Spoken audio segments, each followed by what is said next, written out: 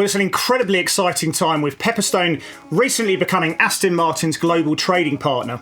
Now, with the Formula One season about to embark and kick off into a gear with Melbourne Grand Prix coming up this Sunday, I'm privileged to welcome Pedro de la Rosa to Melbourne to discuss Aston Martin's preparations for the new Formula One season ahead and, of course, the Melbourne Grand Prix as well. So welcome, Pedro. Welcome to Melbourne. Thank you, Chris. Thank you. Good stuff.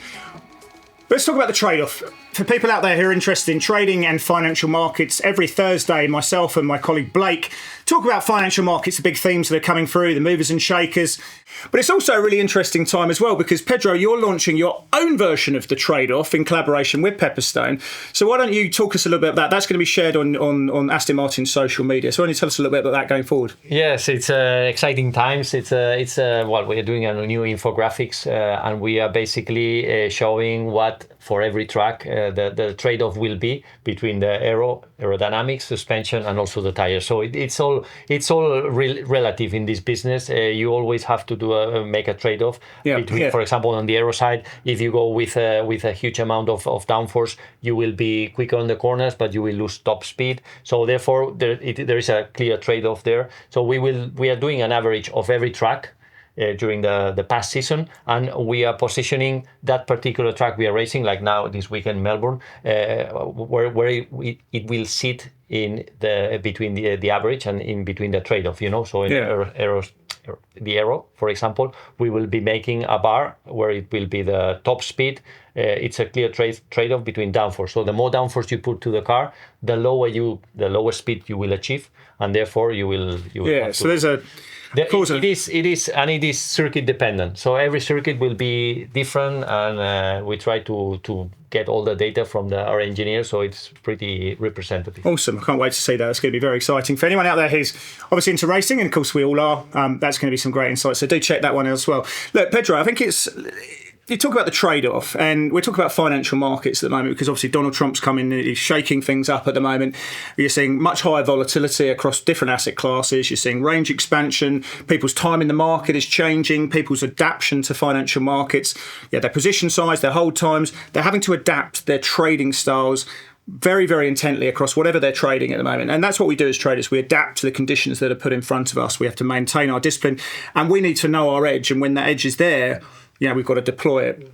And I think that's an interesting situation. Let's talk about Aston Martin as well and how they're sort of planning for the new season. So I want to start off with this idea between, coming out of a team structure.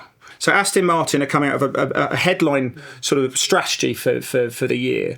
But each race is obviously very different. Each race is different. Spa is going to be different from Las Vegas. Night races are going to be different from what we're going to see in Monaco. So how do you take that team strategy and apply it to the variables of each race that they give you?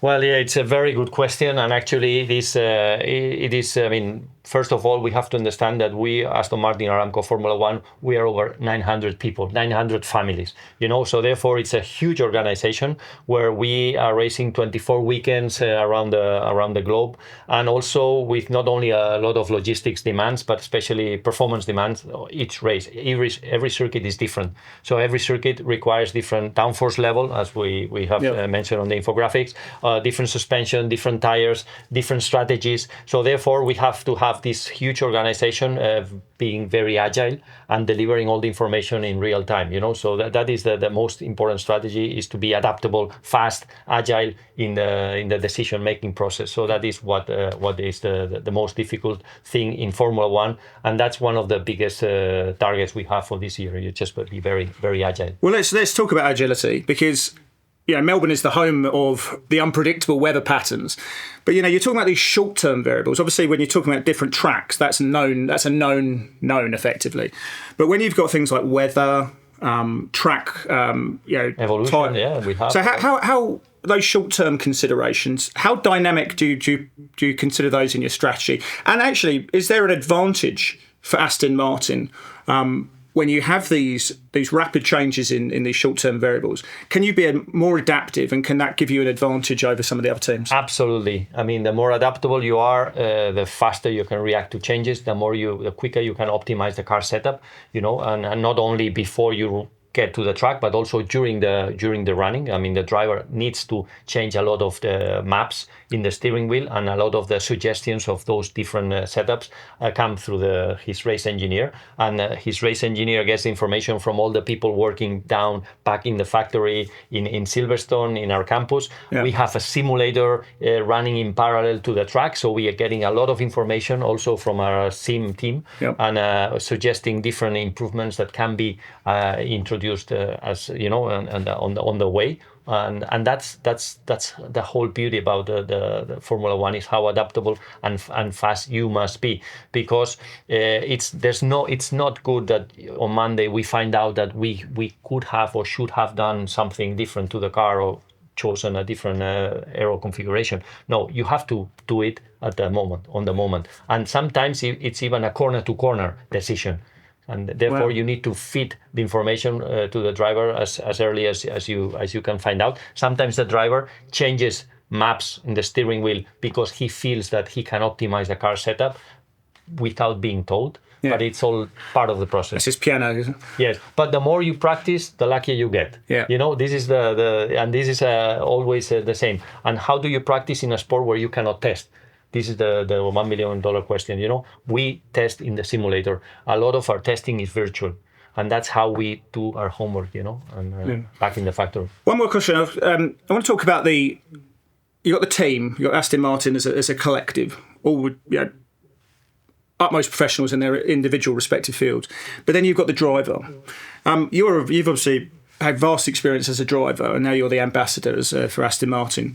So how do you weight that consideration as a driver? You've taken the team strategy, but you know that you've got your own considerations as well: psychology, mindset, removing doubt, believing that you're the champion. You might have had a bad run of form on a certain circuit. How do you remove that situation? And also thinking about your trade-offs and your edge as well. So how do you weight that consideration of the team strategy relative to you as an individual driver? Yeah, it's always a balance. It's always a trade-off, between what's good for you, what's good for the team. And as a racing driver, you always have to be very, very careful with what priority you give. Always the priority has to be the team.